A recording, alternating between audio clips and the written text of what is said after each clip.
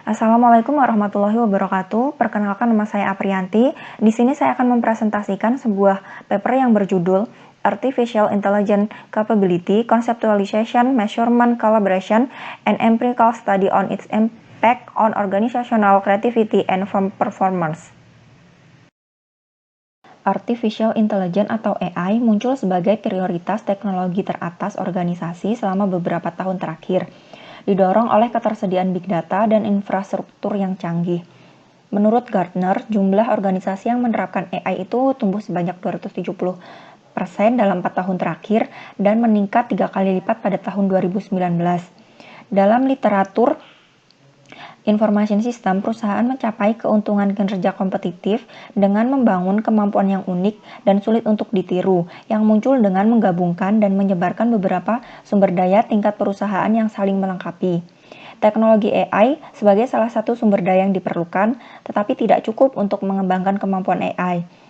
Berdasarkan sebuah laporan perusahaan terkemuka dalam hal adopsi AI, organisasi memerlukan perpaduan unik dari sumber daya fisik, manusia, dan organisasi untuk menciptakan kemampuan AI yang dapat memberikan nilai dengan membedakannya dari pesaing. Seperti halnya teknologi baru seperti AI, organisasi perlu mengembangkan serangkaian sumber daya unik untuk secara efektif memanfaatkan investasi mereka. RBT perusahaan menjadi salah satu perspektif teoritis yang paling banyak diterapkan dalam menjelaskan bagaimana sumber daya yang dimiliki organisasi dapat menyebabkan perbedaan kinerja dalam industri yang sama. Berne 2007. Perusahaan bersaing berdasarkan sumber daya yang mereka miliki di bawah kendali mereka, dengan menyediakan yang berharga, langka, sulit untuk ditiru, dan tidak dapat digantikan. RBT menjadi perspektif teoritis sentral dalam memahami bagaimana investasi TI menghasilkan nilai dan memungkinkan perusahaan untuk mencapai keuntungan kinerja, menurut Wade et al. Pada tahun 2004. Banyak peneliti telah menerapkan RBT untuk memeriksa apakah kombinasi IT dan sumber daya lainnya mendorong peningkatan kinerja AI dapat diterapkan untuk mengoptimasikan proses. Artificial Intelligence merupakan kemampuan suatu sistem untuk mengidentifikasi, menafsirkan, membuat kesimpulan, dan belajar dari data untuk mencapai tujuan organisasi dan masyarakat yang telah ditentukan sebelumnya. Jadi, AI itu segala bentuk sistem yang diproduksi yang dapat secara mandiri menghasilkan wawasan atau mengambil tindakan untuk mencapai serangkaian tujuan. Mengkonseptualisasikan kemampuan AI. Menurut Davenport dan Ronanke, lebih dari sepertiga manajer organisasi tidak memahami teknologi AI dan cara kerjanya. Sedangkan menurut Fontaine et al., pentingnya membina koordinasi antar departemen, mengembangkan tim lintas fungsi dengan mencampur keterampilan dan perspektif.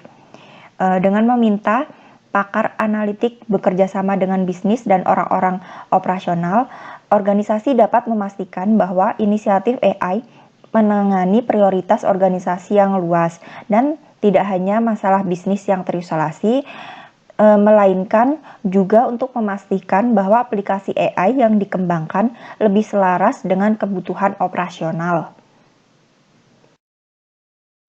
Tangible resource dianggap sebagai sumber daya yang dapat dijual atau dibeli di pasar.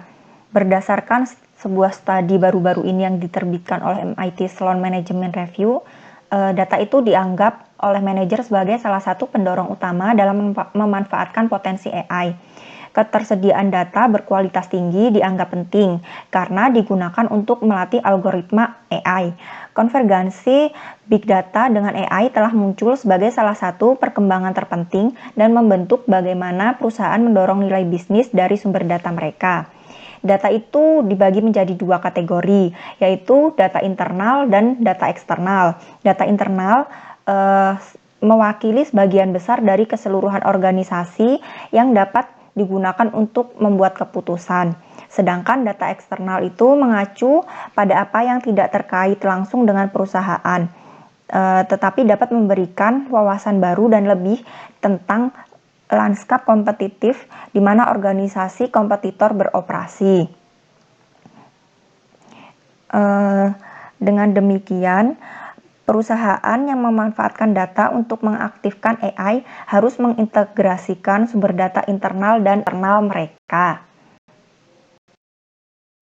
Selanjutnya yaitu teknologi. Teknologi merupakan salah satu tantangan dalam memanfaatkan sumber data yang besar, tidak terstruktur, bergerak cepat, dan kompleks untuk membangun aplikasi AI. Berkaitan dengan infrastruktur teknologi dasar yang diperlukan untuk menghidupkannya.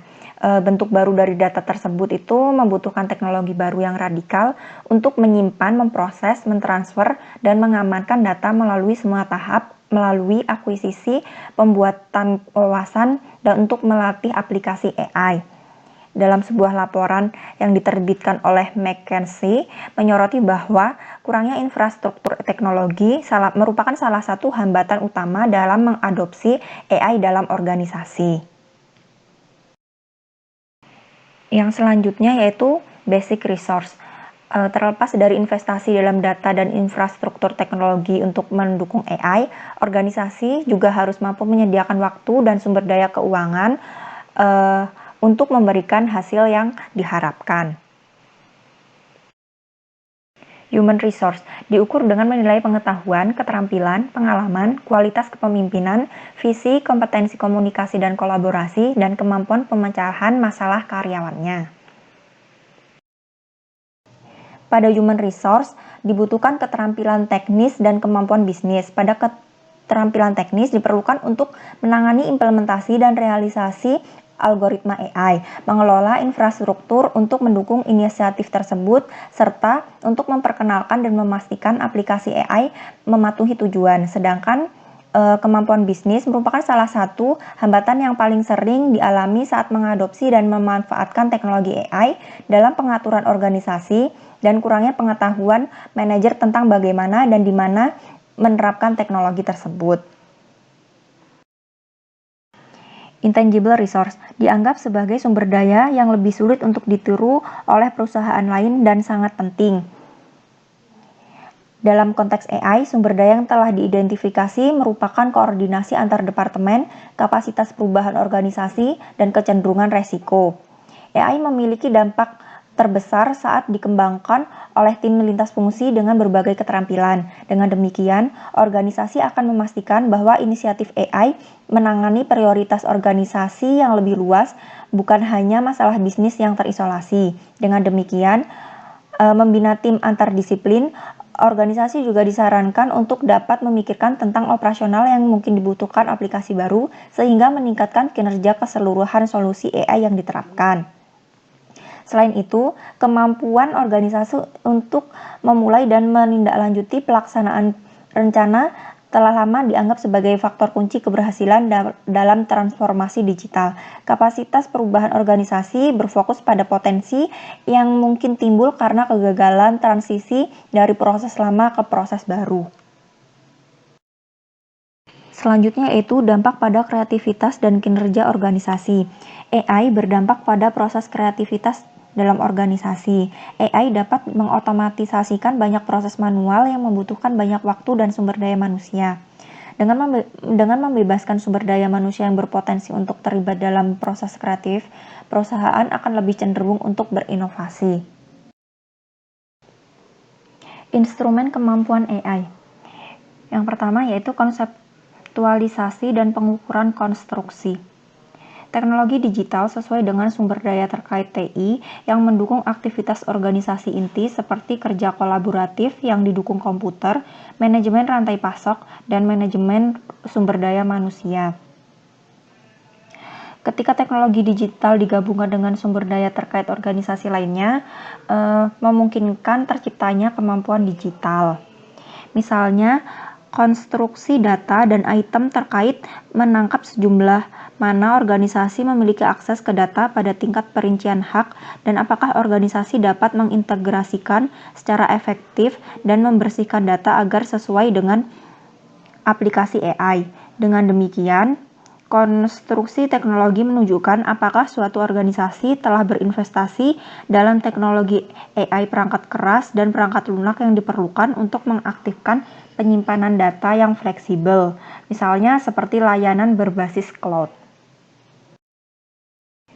Yang kedua yaitu kemampuan kecerdasan buatan sebagai konstruksi formatif tingkat tinggi. AI sebagai tipe komposit karena diasumsikan bahwa setiap organisasi mengembangkan versi uniknya sendiri dari kemampuan AI melalui cara-cara istimewa untuk mengatur dan memanfaatkan sumber daya yang sesuai. Terdapat 4 aturan keputusan yang diterima secara luas untuk menilai secara konseptual apakah konstruksi harus dikembangkan sebagai formatif tingkat tinggi atau reflektif. 1. Dari dimensi dasar yang diusulkan. Kriteria yang kuat bahwa berwujud, keterampilan manusia, dan sumber daya yang tak berwujud merupakan karakteristik inti dan bukan manifestasi dari kemampuan AI. 2. 3 aspek yang terdiri dari konstruksi kapabilitas AI menangkap aspek-aspek yang sangat berbeda dari suatu organisasi kemampuan AI. Ada juga tingkat minimal tumpang tindih antar dimensi. Pada dasarnya, berarti bahwa penghapusan satu dimensi akan berdampak signifikan pada kelengkapan konstruksi keseluruhan karena dimensi tidak dapat dipertukarkan. 3. Dalam kasus konstruksi formatif, tidak ada persyaratan kovariasi, sesuatu yang esensial dalam kasus konstruksi reflektif. Berdasarkan konstruksi kemampuan AI, 3 dimensi sumber daya berwujud, manusia, dan tidak berwujud tidak perlu mencakup hal tersebut. Yang keempat, yaitu 3 dimensi yang mendasari kemampuan AI memiliki anteseden yang sangat berbeda. Misalnya sumber daya berwujud, yaitu data, teknologi, dan sumber daya dasar. Keterampilan manusia, yaitu keterampilan teknis dan bisnis. Dan yang ketiga, tidak berwujud, yaitu koordinasi antar departemen, kapasitas perubahan organisasi, dan kecenderungan resiko dikembangkan dan bergantung pada perangkat prediktor yang berbeda. Yang keempat, pengumpulan data. Kelima, validasi dan reliabilitas. Yang keenam, validasi nominal. Yang ketujuh yaitu uji komparatif untuk faktor tingkat tinggi. Kesimpulan, terdapat 8 jenis sumber daya pelengkap yang harus dikembangkan dan yang secara bersama-sama berkontribusi pada munculnya kemampuan AI secara keseluruhan. Secara spesifik, sumber daya berwujud terdiri dari data, teknologi, dan sumber daya dasar. Keterampilan manusia terdiri dari keterampilan teknis dan bisnis, sedangkan sumber daya tak berwujud meliputi adanya koordinasi antar departemen, kapasitas perubahan organisasi, dan kecenderungan resiko. Pada paper ini, dikembangkan instrumen survei untuk mengukur kemampuan AI suatu organisasi. Yang telah divalidasi secara empiris menunjukkan bahwa dengan mengembangkan kemampuan AI, perusahaan dapat merealisasikan keuntungan dalam hal kreativitas dan kinerja organisasi. Sekian presentasi dari saya, kurang lebihnya mohon maaf. Wassalamualaikum warahmatullahi wabarakatuh.